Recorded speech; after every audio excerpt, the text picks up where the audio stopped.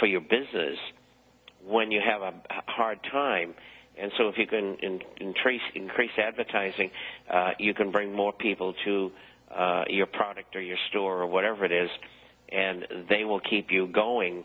And that's, to me, the very essence of advertising, which I minored in college. But anyway, those are the things that you've got to do.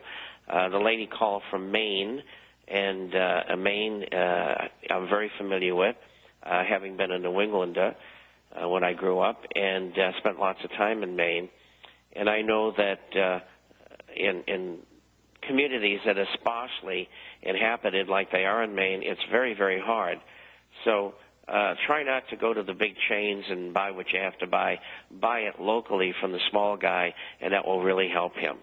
You know, do business with each other. If you need any printing, the Fort Fairfield Journal does printing. Ladies and gentlemen, let's support the people that are doing the right thing, and the Fort Fairfield Journal is definitely doing the right thing. I mean, if you've seen that newspaper, you know they're on your side. Thank you very much, Tammy, for the phone call. Tammy from the Fort Fairfield Journal. Check it out. Go online and support them. Madonna in Florida, you're on the air. Go ahead, please, with Bob Chapman. Yes, thank you, Bob, Dave, and Joyce, for being you. I have a question about the palladium Russian ballerina coins with gold bezel. I have some ounce and a half ounce. Should I keep them or trade them? Bob? That's a hard question. Are you in a profit position in them? Yeah, at this point, yeah. Yeah, I think gold is going to do better than platinum and palladium. Okay. I don't think they're going to go into any great dark pit, but they've come down quite a bit. Yes. And so the essence of this move really is gold and silver.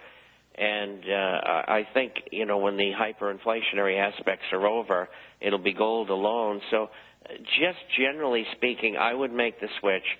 And seeing that you're in those kinds of coins, you might consider as a parallel move to go into mint state graded numismatic coins.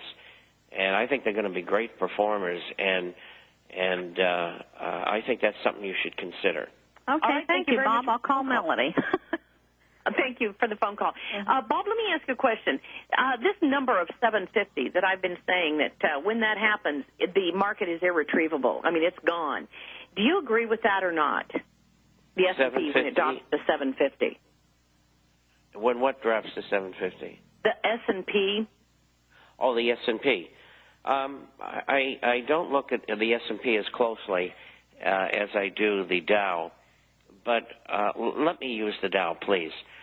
We visited in the last 2 days of last week the low of 2003, and I think it was 94, and that low was 7,286. If that's pierced, and that is only a psychological level, because it's been a long time since we've been there. If it's broken, it'll get down to 6,000, 6,600. And so the same percentage drop will occur, generally speaking, in the average for S&P, which is the S&P 500, and also in NASDAQ. NASDAQ has acted more strongly than the Dow and the S&P have on the way down, but they'll get to it sooner or later, because most of the stocks that have done well in their NASDAQ 100 index are technology-oriented, and when you have a bad market, almost every stock gets affected, in this case with the exception of gold and silver stocks. Yeah, and of course, S&P being the banking stocks, that's where I was bringing up that issue. Let me go to one final caller before we're out of time. Paula, Florida, you're on with Bob Chapman. Go ahead, please. Hi, good morning, Joyce.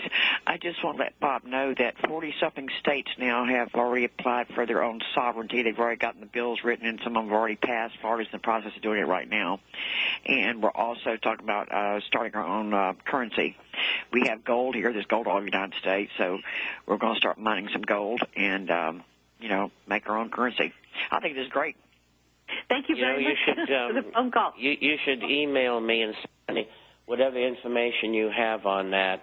That email address is international_4 Forecaster, Forecaster, at yahoo.com.